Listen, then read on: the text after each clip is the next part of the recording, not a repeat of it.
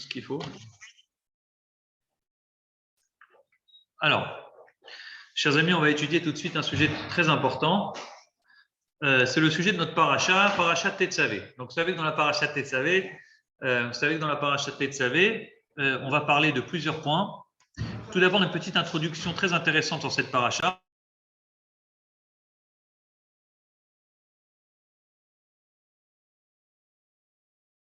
Tout le nécessaire. Ah, je t'entendais plus. Je vous ai parlé, on va étudier ensemble.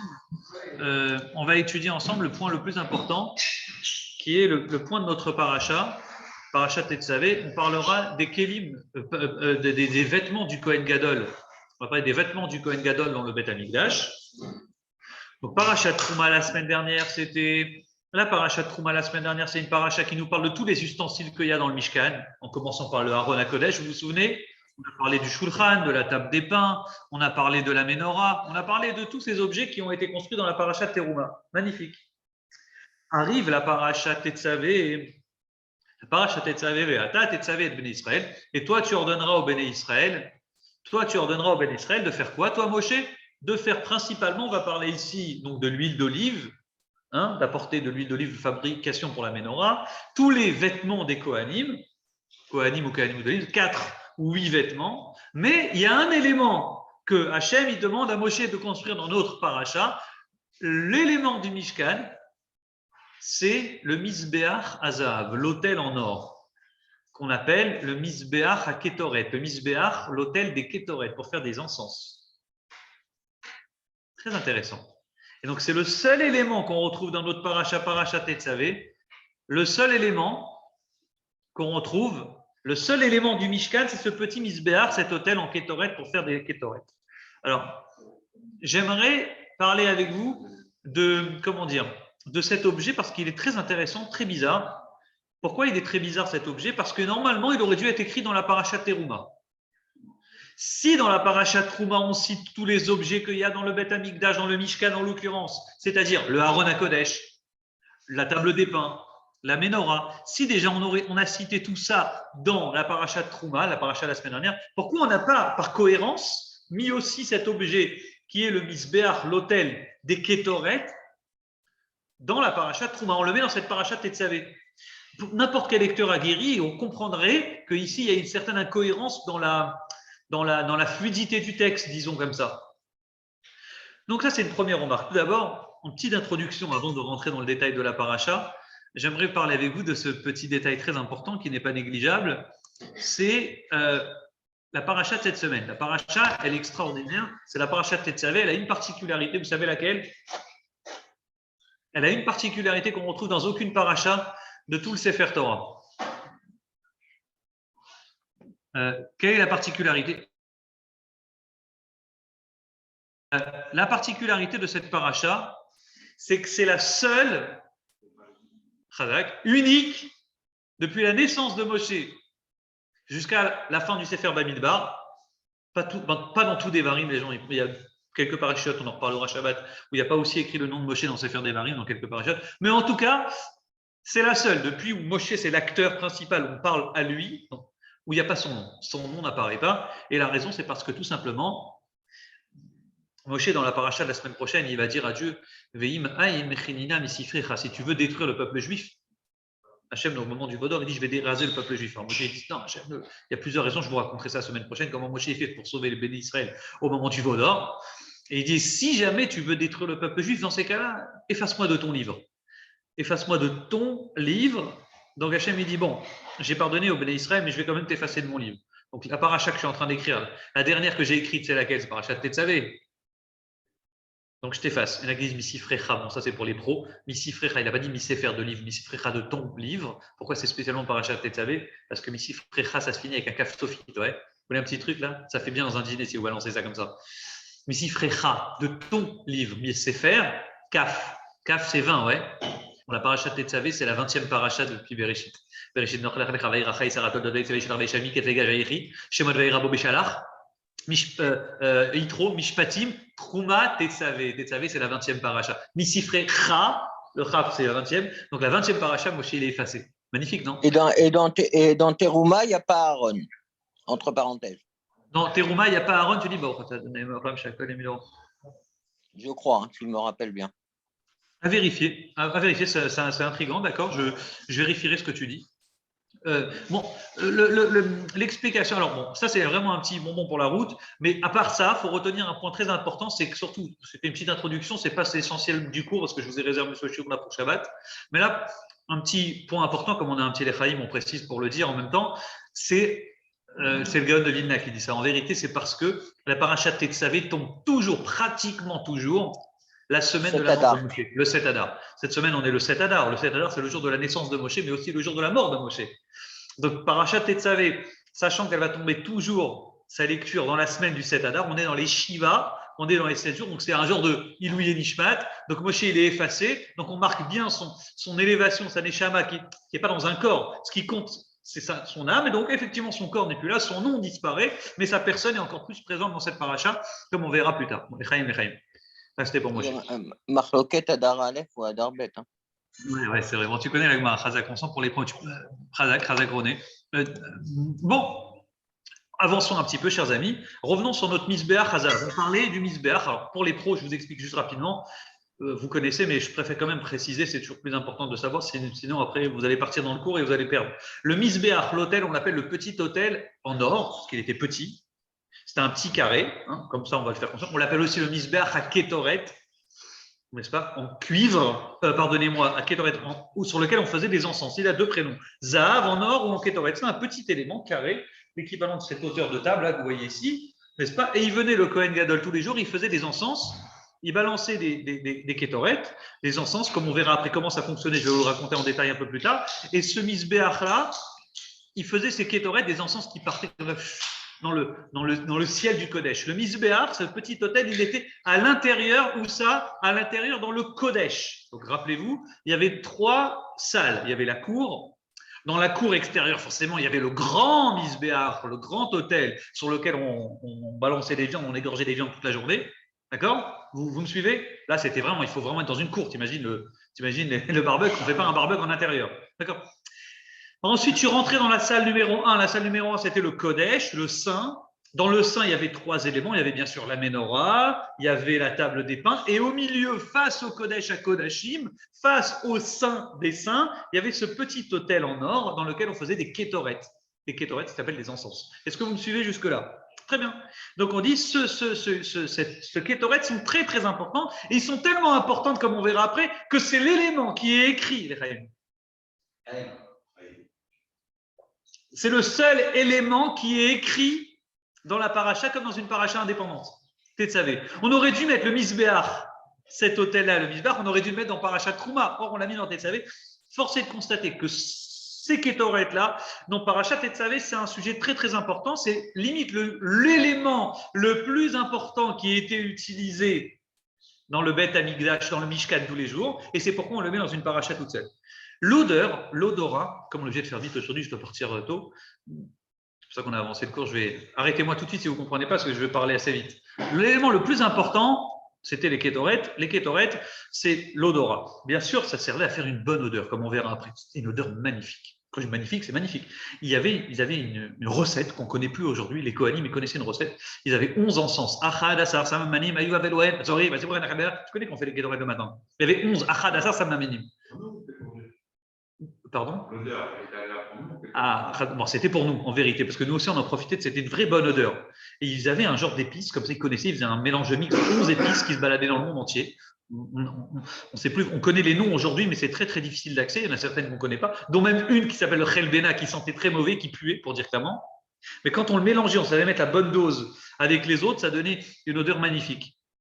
Et on te dit, les kétorettes, c'est quelque chose, c'est vrai, l'odorat, c'est quelque chose qui touche le profond de l'âme, comme on verra après. C'est vrai, c'est quelque chose de très profond, l'odeur.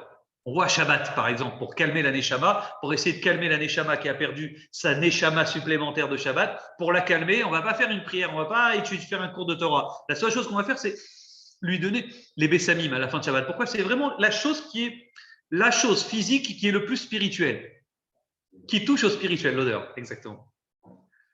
Très étonnant. Des fois, tu as dit, j'adore cette odeur de Dieu, je ne supporte pas. Tu ne sais pas expliquer comment. Par rapport à sa Neshama, il est attiré par ça et l'autre pas par ça, et ainsi de suite. Donc, c'est vraiment l'odorat, un objet spirituel qui est utilisé. J'ajoute un truc pour les pros aussi, très intéressant. Il dit le seul sens qui n'a pas fauté à la première faute originelle, la première faute des Béné Israël, c'était de l'humain, c'est Adam et Chava. Chava, elle a mangé un fruit interdit. La seule sens de Chava qui n'a pas fauté, c'est lequel? L'odorat. On dit Chava, écoutez bien le passouk. Chava dit, elle a écouté, Shama, elle a écouté. Kishamata l'école, t'as écouté toi le son de ta femme, toi Adam, t'as écouté, t'es fautif d'avoir écouté ta femme, et toi la femme, t'es fautif d'avoir écouté quoi? Le serpent. Donc t'as écouté Louis. Vous êtes d'accord? Ensuite, elle a regardé, on dit, elle a regardé le fruit interdit, elle l'a touché, et elle l'a goûté. Il n'y a pas écrit, elle l'a senti.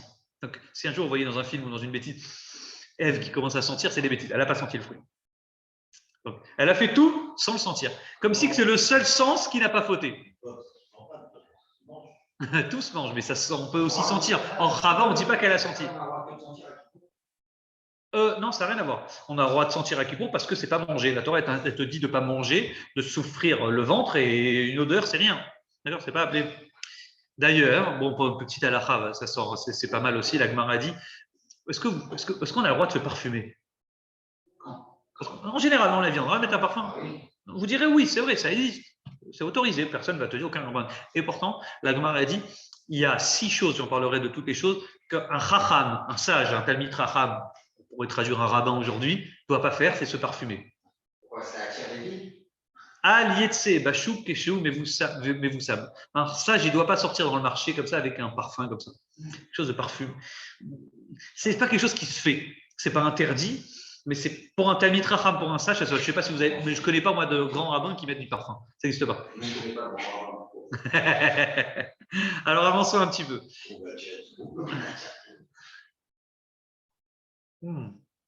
C'est bon, hein, c'est un bon, on a fait un bon chéri à nous.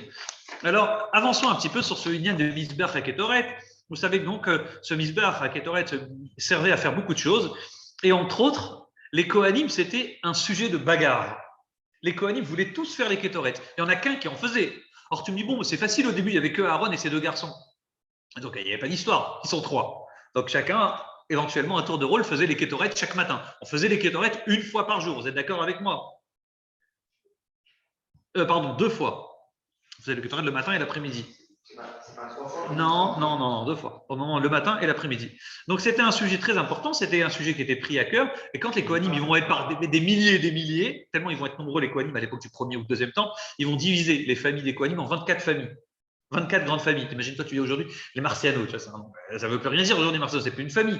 Donc, dans les Marcianos, ils ont fait des branches comme ça. Donc, dans les Kohanim, il y a eu 24 grandes familles et ils se divisaient. Ils disaient chaque semaine, chacun allait faire un tour pour travailler avec sa famille entière au Beth Amikdash. Et dans la famille même, tout le monde voulait faire les Kétoret et tout le monde voulait faire les Kétoret parce qu'on dit que c'était une ségoula pour s'enrichir. On dit les Kétoret, c'était on savait que le type qui faisait les Kétoret s'enrichissait. Magnifique. Il n'y avait pas de condition pour le Cohen pour faire le Kétoret. Bon, il y a une condition pour être Cohen. Mais une fois que tu es qualifié pour être Cohen, ton corps, on dit que tu n'avais pas de défaut, etc., tu n'étais pas impur, etc., là oui, effectivement, tu pouvais faire les Kétoret. Donc comment ils ont fait? Ils faisaient un tour. Et une fois que tu l'avais fait une fois dans ta vie, tu ne pouvais plus le faire. Une fois qu'ils étaient nombreux, le type le faisait une fois, c'est terminé. Tout le monde voulait faire ses Kétoret. Logique. Ils enrichissaient, on dit, et c'était une très très grande ségoula qui donnait une grande réussite à celui qui faisait les Kétoret. Donc à nouveau, la question c'est qu'est-ce qui se cache derrière ces Kétoret? Pourquoi c'était aussi important ces Kétoret et pourquoi la Torah leur donne aussi une importance aussi grande? D'ailleurs, j'ajoute, l'endroit où il est disposé, c'est un endroit un peu bizarroïde. Pourquoi? Donc ce misbéar, cet hôtel en or, on mettait là-bas donc notre misbéar. À quel endroit? Proche du Kodesh à Kodashim, du Saint des Saints en face. Et ce qui est très étonnant, on dit, c'est qu'apparemment, il était où ce misbéar à Kodashim? À l'intérieur. Pourquoi il devait être mis à l'intérieur, près du Kodesh à Kodashim? Si c'est fait pour faire une bonne odeur, autant le faire aussi, pourquoi pas à l'extérieur, histoire que tout le monde profite de l'odeur. Pourquoi spécialement à l'intérieur? S'il est mis dans Parashat Tetzavé, dans notre Parashat, après tous les ustensiles du Mishkan, il y a une règle qui s'appelle, vous la connaissez par cœur maintenant, Acharon Chaviv. Le dernier, c'est le meilleur. Ah, c'est bien cette phrase. Je vous dirai dans quel contexte elle a été dit cette phrase, mais c'est sympathique. Acharon, Ravi, c'est une phrase religieuse qu'on répète. Le dernier, c'est le meilleur. Tu sais, on dit qu'il est le meilleur pour la fin. On pourrait traduire comme ça aujourd'hui. Le meilleur pour la fin. Et ce qui est très, très, très intéressant, il y a une autre phrase aussi qui ressemble à ça, qui va dans ce sens. C'est Sof Maasé, par l'hébreu, Bemar Shavatrila. La fin des actions, la dernière des actions. T'as les glaçons? Sof Maasé, la fin des actions. Elle est Bemachashava Trila, elle est dans la pensée au début. Bon, je vous ai déjà raconté plusieurs fois cet exemple, mais c'est drôle quand même. Tu vas en négociation avec quelqu'un, tu commences à discuter avec lui. Tu connais le type, il t'appelle. Ouais, c'est ça. Le type, il te dit, il fait tous les salam alek au début. Après, il te dit, au fait, tu peux me prêter 10 000 euros? Tu sais que la fin, c'est ce qui trottait dans sa tête depuis le début avant même de t'appeler. D'accord? Bon, maintenant que vous savez ça, faites le contraire. Quand vous parlez à des gens, vous dites le contraire. Alors d'abord, vous commencez par ce que vous voulez vraiment. Bah oui. Et après voilà, vous faites les salam alek à la fin. Bon, tout ça pour vous dire que si dans Parashat Tetzavé, on nous annonce le Mizbeach HaKetoret, si c'est dans Parashat Tetzavé qu'on nous cite et qu'on nous annonce. Si c'est dans Parashat Tetzavé, merci. Qu'on nous met, c'est dans Parashat Tetzavé qu'on nous cite et qu'on nous apporte. Par le Mizbeach HaKetoret à la fin de tous les objets du Mishkan, dans une paracha indépendante, force est de constater, c'est que Acharon, Raviv, le dernier c'est le meilleur, et c'est l'objet qui est très important aux yeux d'Hachem, et c'est pourquoi on le met dans une paracha tout seul, parce qu'il a cette importance, et à nouveau ma question c'est pourquoi il est si important que ça. Il est tellement important que le service des Ketoret, c'était bien sûr de prendre ces encens et de permettre de faire cette bonne odeur. Le seul travail essentiel, je dis bien le seul travail essentiel qui définit le jour de Kippour, c'est les Ketoret. Qu'est-ce qu'on faisait à Kippour? Tout le monde dit Kippour, mais ok, Kippour, c'était les sacrifices. On faisait tout. Comme un Shabbat, il y avait un travail du Kohen Gadol, mais le travail de Kippour qui était unique à Kippour et qu'on faisait qu'à Kippour par une seule personne. Et pour le coup, c'était le Kohen Gadol, le grand prêtre qui faisait, et pas n'importe quel Kohen, c'était les Ketoret, les encens, le jour de Kippour. C'est-à-dire, qu'est-ce qu'il faisait comme Ketoret? Le travail, c'était quoi? C'était de prendre des braises. Le type, il venait, le Kohen habituellement, il prenait des braises. Il les prenait, donc ces braises-là, il prenait une pelle, il allait prendre dans l'hôtel extérieur dans lequel il y avait le grand barbecue, on mettait la viande dans la cour. Il prenait des braises, il les mettait sur le petit misbéach. Une fois qu'il y avait ces braises bouillantes, il mettait ses encens, ses kétoret, et ça faisait comme ça une fumée magnifique, extraordinaire. À Kippour, il faisait plus que ça. À Kippour, au-delà des kétoret classiques de tous les jours, il faisait un travail qui n'est pas énorme, c'est le petit bonus, il faisait des kétoret supplémentaires à Kippour. Il prenait ses encens, il prenait la pelle avec les braises, il rentrait dans le Kodesh HaKodashim, dans le Saint des Saints, que jamais on avait le droit d'entrer. Le seul jour où on pouvait travailler c'est Kippour. On faisait le Saint des Saints, on rentrait qu'une fois dans l'année, que par une personne, c'est le grand prêtre. Et il faisait qu'une chose, il ne faisait pas 1000 choses dedans, il faisait qu'une chose. Qu'est-ce qu'il faisait? On pense à s'imaginer, il posait sa pelle, il faisait des encens,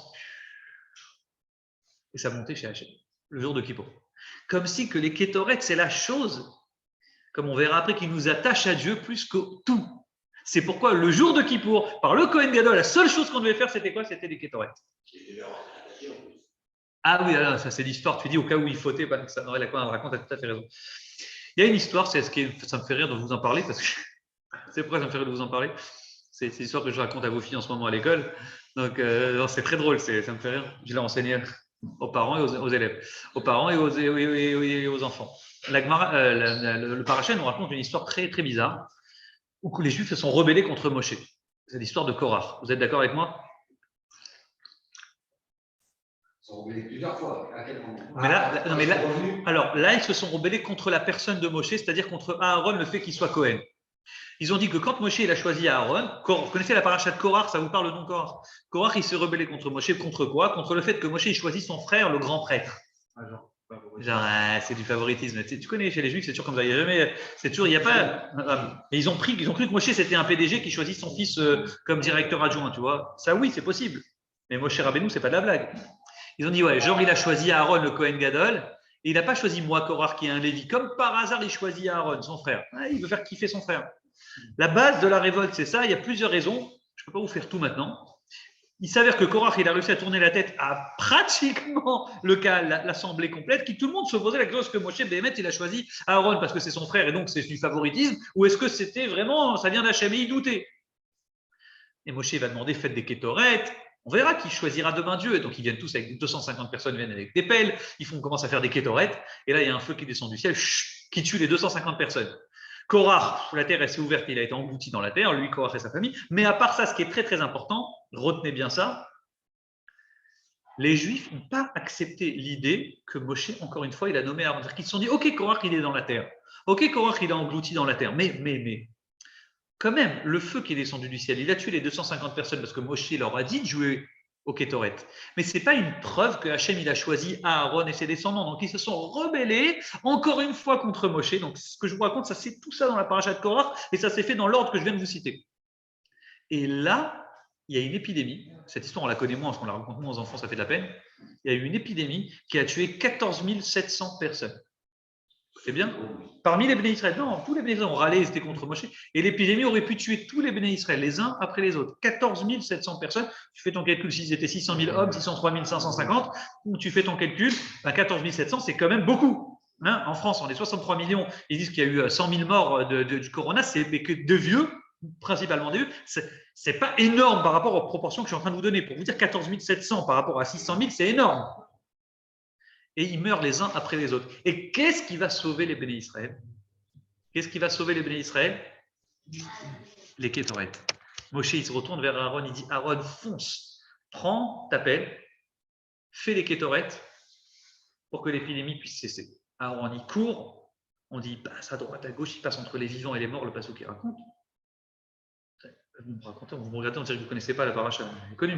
Il passe entre les morts et les vivants, Ben Ametim ou Ben Achaim, et il passe, il rentre, il fait ses kétorettes dans le Kodesh, sur le Misbéach. L'épidémie s'arrête. À nouveau, on voit que Moshe, il n'a pas demandé à Aaron de faire autre chose que des kétorettes. Pourquoi il lui a demandé spécialement des kétorettes? Pour bien montrer à tout le monde que c'est lui qui a été choisi. Que ça arrête là. Ça, c'est sûr que là, une bonne fois pour toutes, non, là, ça a stoppé l'épidémie. Certes, mais alors la paracha elle continue pour bien montrer que Aaron et ses descendants, jusqu'à maintenant aujourd'hui, quand un Cohen il monte à la Torah, jamais on a vu personne dire pourquoi c'est toujours le Cohen qui monte? Ça n'existe pas. Dans les gènes, on a compris que le Cohen c'est le Cohen. Point. Mais pourquoi? Parce qu'il y a l'histoire des bâtons, avec le bâton qui a fleuri. Vous connaissez l'histoire? C'est ça.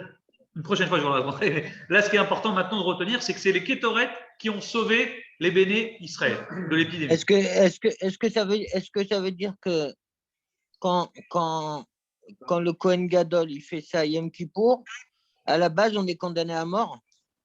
C'est exactement ce que ça veut dire.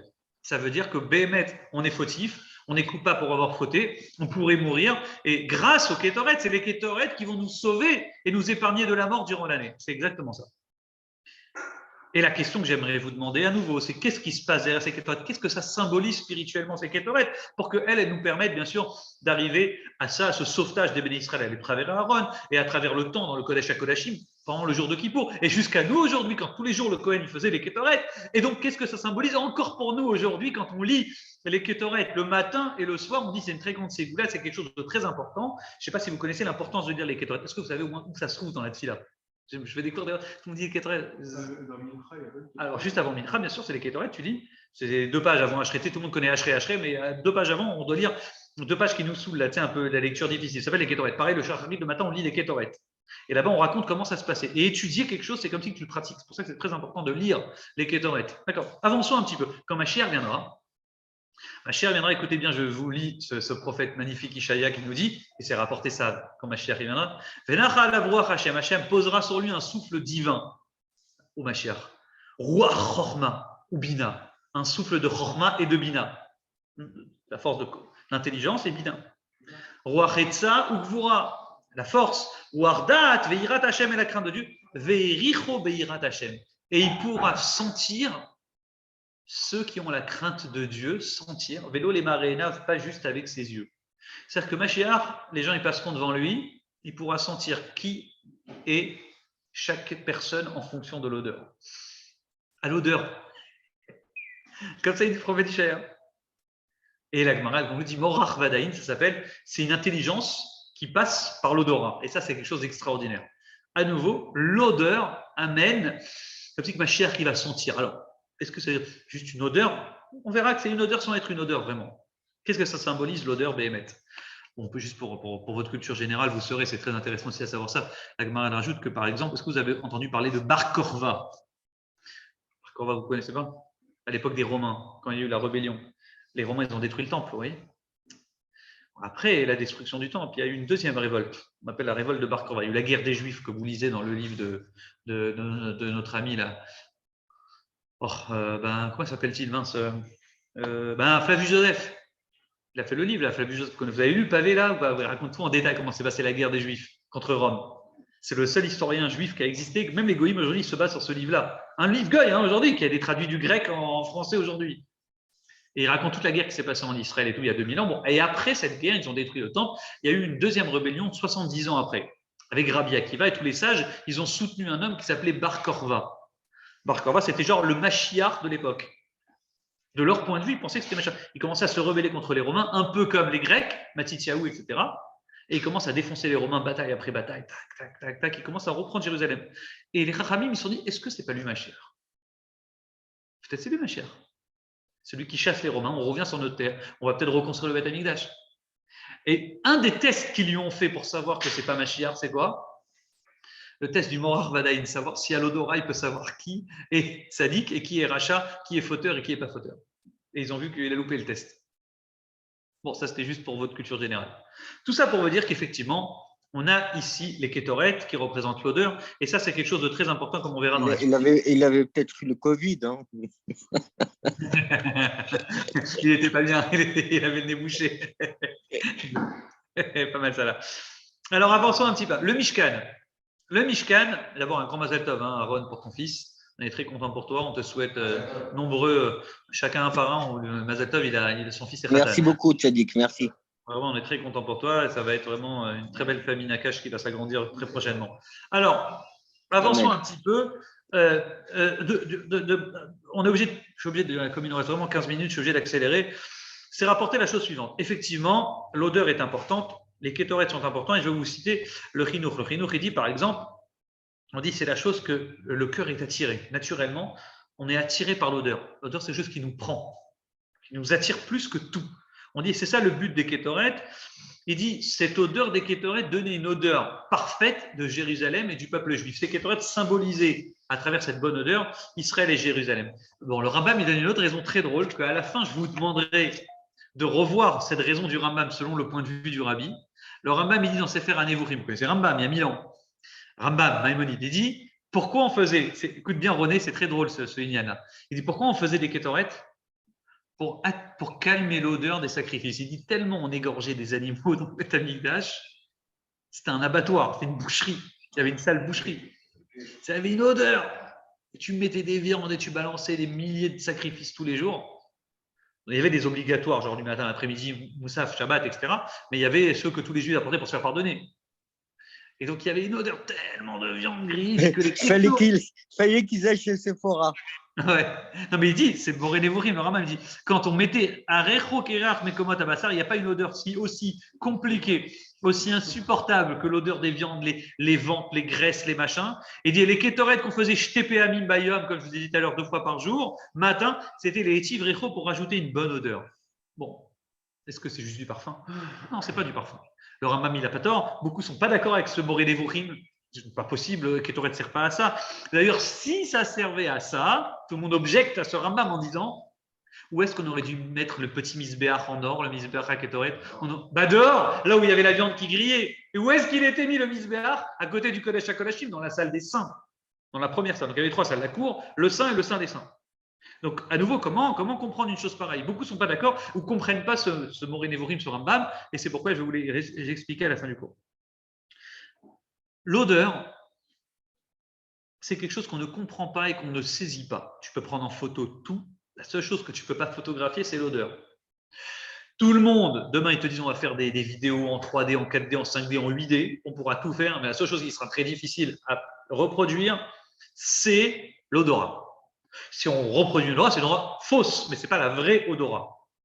Tu prends une photo de quelqu'un, tu peux voir quelqu'un, tu ne peux pas comprendre pourquoi il y a une bonne ou une mauvaise odeur. C'est quelque chose qui ne s'explique pas, elle ne se voit pas, elle ne se perçoit pas.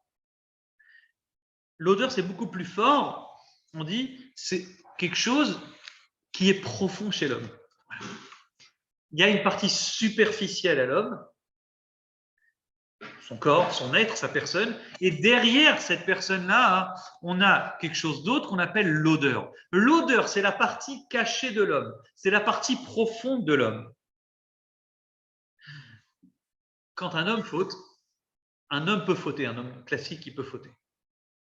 Son être, son corps, il a pu fauter. Mais il y a quelque chose qui ne faute jamais chez l'homme, parce qu'il ne peut pas être pris par la faute, c'est l'odorat. La partie cachée de la personne, la partie insaisissable de sa personne, qui représente l'odeur de l'homme, cet homme-là ne faute pas. Un homme reste toujours un bon homme, c'est le cas de le dire. Comment un homme il peut rester un homme, un tzaddik, grâce au fait que sa neshama profonde ne faute pas. Un juif, il a une nefesh, une âme supplémentaire, la neshama, c'est ce qu'on appelle la neshama. Un goy, il a un nefesh. Un juif, au-delà du nefesh, d'une âme, il a ce qu'on appelle une neshama. Il a une neshama, et cette neshama, c'est chelek eloka, c'est une partie de Dieu, et cette partie profonde du juif ne faute pas. Qu'est-ce qui symbolise cette neshama qui faute jamais, qui reste toujours attachée à Dieu? Physiquement, c'est ce qu'on appelle l'odeur. C'est quelque chose qu'on ne peut pas voir, qu'on ne peut pas comprendre, qui ne s'explique pas, et pourtant, c'est cette chose-là qui représente la partie la plus profonde de l'homme. L'odorat, oui. Comme le bois entre les deux parties d'or. Je comprends pas ce que tu veux dire. C'était 3 cubes, ouais. Non, tu confonds avec le Aaron HaKodesh, ami. Le Aaron HaKodesh, Okay. Il était comme ça avec 3 boîtes. Mais là, on parle du. D'accord. Alors, avançons un petit peu. Et là, vous allez comprendre, c'est magnifique. Je sens que je suis en train de vous perdre, mais raccrochez-vous avec moi. Il dit le korban qu'on approchait. Korban en hébreu, ça veut dire quoi? Un homme, il a fauté. Il apporte un korban. Qu'est-ce que ça veut dire korban? Oui, mais les mots même, étymologiquement, korban, karov. Akriv. Les akriv, on s'approche. Korban, c'est les lettres kouf, resh, bet, le shoresh du mot. Ça veut s'approcher. On s'approche de Dieu. Un homme, il a fauté, il est loin, il est à l'extérieur, donc il s'approche de Dieu. J'ai fauté, mon corps a fauté, pardon, Hachem Ratati. Il fait même son, comme on fait nous à Kippour. Un homme, il a porté la faute et le Kohen, il lui pardonnait sa faute. Il s'approchait de Dieu. Mais qu'est-ce qui s'approchait de Dieu? La partie extérieure, son corps, t'as fauté. On va t'amener à Hachem. Maintenant, il faut pouvoir, au-delà du pardon que tu as obtenu maintenant, il faut pouvoir consolider le lien que tu as avec Dieu, mais il faut voir le serrer. Parce que tu as un lien avec Hachem, et là, tu as dénoué ton lien avec lui. Tu l'as détendu ton lien. Comment on fait? Il faut faire des kétoret. Kétoret, en hébreu, ça veut dire quoi? Figurez-vous, comment on traduirait kétoret? Le verbe kouf, tête, resh, prenez un dictionnaire, ça veut dire quoi? S'attacher, se relier. Les kétoret, étymologiquement, la source du mot kétoret comme Ketura. Vous avez entendu parler d'une femme qui s'appelait Ketura, c'était Agar. On l'appelle Ketura. Bon, Agar, il y en a qui disent que c'est Agar qui s'appelle Avram, il a eu Sarah, sa femme, il a eu une mère porteuse qu'on a appelée Agar qui a eu Ishmaël. Puis ensuite, Agar, elle est repartie en Égypte avec son fils Ishmaël. Et après que Sarah soit morte, on dit qu'Avram, il s'est remarié avec Ketura. Alors, les commentateurs disent Ketura, en fait, c'est Agar. Pourquoi on l'appelle Ketura? Parce qu'elle s'est fermée, elle s'est attachée à Avram de sorte à ce qu'aucun homme la touche après de s'être mariée avec Avram. Et on dit pendant des années et des années, elle a touché aucun homme. Elle est restée attachée à Avram, au moins dans sa tête et dans son corps, de sorte que quand Avram il s'est remarié avec elle, elle a touché jamais personne. Elle n'a jamais touché aucun homme. Donc, par principe, elle dit, je me suis attaché à un tzaddik, je ne peux plus m'attacher à autre. Donc, comment on l'a appelé cette Agar-là? On l'a appelée Ketura, à nouveau comme Ketoret. Elle a été attachée au tzaddik. C'est beau, non? Donc, on dit que la notion des Ketoret, c'est en fait relier un lien, réattacher un lien. Donc, il y a la partie du korban qui vient pardonner la partie superficielle de l'homme qui a fauté. Et il y a les Ketoret qui viennent créer un lien, attacher l'homme, resserrer l'homme à l'intérieur par ces Ketoret, par ces encens qui représentent la partie profonde de l'homme, à Hachem. Comme le deuxième niveau de Tchouva ou pas? Il y a un lien? Mais bien sûr qu'il y a un lien. Il y a la partie superficielle, Tchouva Tata, et Tchouva Ila. Et là, Tchouva Tata, c'est ça que tu fais référence. On dit un homme, il fait Tchouva, il a peur.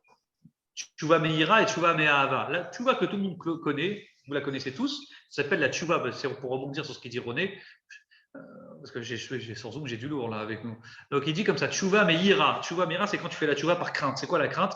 C'est un homme, par exemple, tu as fauté, tu as un peu la peur dans ton ventre et tu as peur d'Hachem. Tu sais qu'il y a un bon Dieu sur terre, tu sais tes copains comment ils ont fini, comme par hasard. Tu sais que quand tu as fait des misotes, tu as été récompensé. Tu sais aussi quand tu fais des avérotes, ça va te retomber sur la tête. Donc tu as un peu l'arsub, comme on dit, et tu commences à faire tchouva par la crainte. Mais il y a une tchouva supplémentaire, une tchouva supérieure qui s'appelle la tchouva me'ahava, la tchouva par amour pour Hachem. Et là, c'est une vraie tchouva. Quand tu fais une tchouva juste parce que tu aimes Dieu, pas juste une tchouva comme ça.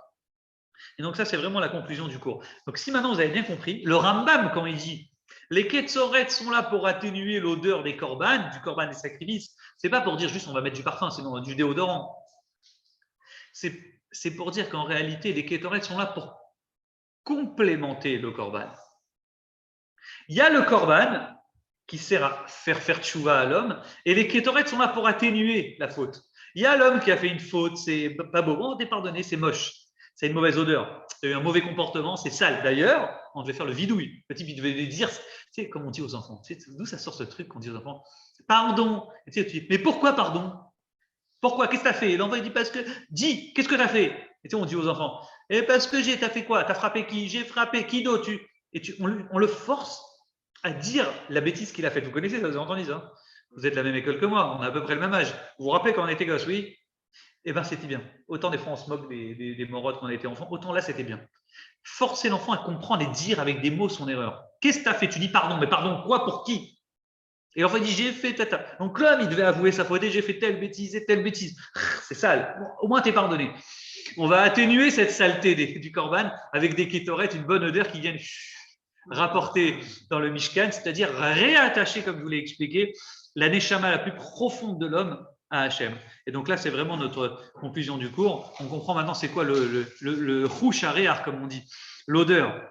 On comprend pourquoi dans le Beth Amikdash, le jour de Kippour, le travail le plus kadosh, ça a été justement le travail le plus kadosh, l'odeur des kétorettes, parce qu'à Kippour, on n'est pas en train juste de pardonner pour des petites avérotes, on est en train de réattacher tout le peuple d'Israël à Hachem et recréer un lien, mais un vrai lien. Ce n'est pas juste un petit pardon individuel de Pierre, Paul ou Jacques.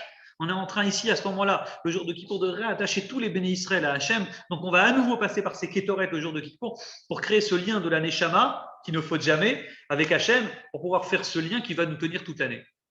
Quand Mashiach viendra, Mashiach sera capable. Quand on dit à l'odeur, c'est quoi? C'est quoi l'histoire? Mashiach viendra, l'odeur. On dit, c'est pas l'odeur. Mashiach viendra et il regardera les choses profondes de l'homme. Là où tout le monde a vu, toi tu es un blé, toi tu es un blé, toi tu es un fauteur, et toi tu es ci, et toi tu es ça, toi tu n'as rien fait toute ta vie, le Mashiach, il verra effectivement la partie superficielle de l'homme, c'est un fauteur. Oui, tout le monde dit que lui, c'est un radin. Mashiach, il viendra, on sentira. Il dira, écoute, je sais ce que les gens ils disent et je sais ce que je sens. Je connais les choses secrètes qu'il a fait dans sa vie. Toi, tu n'es pas capable de savoir. Moi, je sais ce qu'il a fait lui. Je sais ce qu'il a fait lui. Je sais aussi l'autre. On peut le faire dans l'autre sens. Celui qui a montré toute sa vie, je suis beau, fort et riche et sympathique et agréable. Ma chère, il remettra tout ça. Il dit, moi, j'ai l'odorat. La vraie odorat. Les choses que personne ne peut voir avec une belle photo. Moi, je peux savoir véritablement ce que chacun représente, ce que chacun vaut, parce que je sais ce qu'il y a dans les profondeurs de l'homme. C'est ça le symbole des kétorettes. Donc, Hachem, si Dieu veut très prochainement qu'on fasse venir Mashiach. J'ai juste une petite question. Merci oui. là. Hein. Vas-y, on est avec toi. J'ai juste une petite question. On aurait très bien pu quand même mettre dans la Torah la notion de kétoret et laisser le misbéar dans Teruma. Mais justement, mais non. Mais pourquoi il y a la liaison entre les deux et que les deux se trouvent dans... Parce qu'on a, comme la Ménorah, par exemple, on a bien dit Katit la Maor dans Tetzavé et la Ménorah dans Teruma. Mais justement, Tetzavé, pour nous montrer que Paracha Tetzavé, elle est seule, indépendante. Et à l'intérieur de cette Paracha, il y a l'élément le plus important, qui est les Kétoret. On ne veut pas les mettre avec les autres éléments du Mishkan. On aurait pu croire que c'est un élément lambda, exprès pour montrer toute la valeur du Mishkan. Non, mais les Kétoret, je suis d'accord qu'elles doivent être dans Tetzavé. Ah. Mais on aurait très bien pu mettre l'ustensile dans Teruma et parler des Kétoret après. Comme on a fait pour la Ménorah, on a parlé de la Ménorah. Et de l'allumage. Dans Teruma et l'allumage dans Tetzavé. Là, j'avoue que tu m'envoies un missile. En plus, on a enregistré, c'est parfait, tu vois. C'est une très, très bonne question. Toi, tu dis, je répète ta question. toi, tu dis, mais voilà, dans Trouma, on a parlé par exemple de certains éléments, entre autres la Ménorah. La question de René, c'est, et voilà, dans Parachat Tetzavé, on parle de l'allumage de la Ménorah par l'huile d'olive. Oui, on aurait pu faire pareil dans Tetzavé. On aurait pu mettre l'élément, le misbar, le petit hôtel des Kétoret, on aurait pu le mettre dans la Parachat Tetzavé, Trouma, et tous les éléments qui servent à allumer dans notre Parachat. Ouais, ça aurait été mieux. Oui, c'est vrai que ça aurait été plus logique. Mais on peut dire aussi, si je te réponds ça, une réponse comme ça à la va-vite avant de creuser, avant de vérifier, on peut dire qu'au contraire, pour dire que pas seulement que les kétorets sont importants, tout ce qui touche autour de kétorets. Voilà, c'est ça, mais c'est ça que. C'est important. Ouais. Mais quand même, c'est vrai que ça aurait été. Et comme ça aurait été logique de faire comme tu dis, on aurait pu croire alors, à cause de ce que tu dis, que la Ménorah, l'allumage de la Ménorah, c'est aussi important que les kétorets. Tu me suis? Ouais. Alors, on aurait pu croire justement ce que tu crois. Donc, pour nous éviter de croire ça, exprès, on nous met l'élément plus les objets qui servent à allumer cet élément. Donc, les kétorets dans Je suis d'accord avec toi. Ok. Khazak, les amis, c'était un vrai plaisir. On a fait le cours exceptionnellement à 19h50, 20h. Semaine prochaine, on reprendra comme d'habitude à 21h. Soyez nombreux. Je vous souhaite de bonnes vacances, une bonne soirée et à très bientôt. Amen. Bye. Shabbat shalom.